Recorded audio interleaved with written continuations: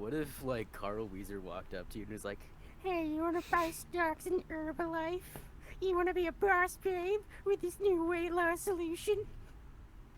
and just, like, tries to get you to do a fucking pyramid scheme?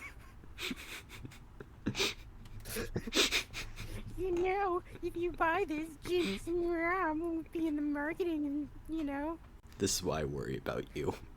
Yeah, but what if Carl Wheezer tried to sell you Herbalife?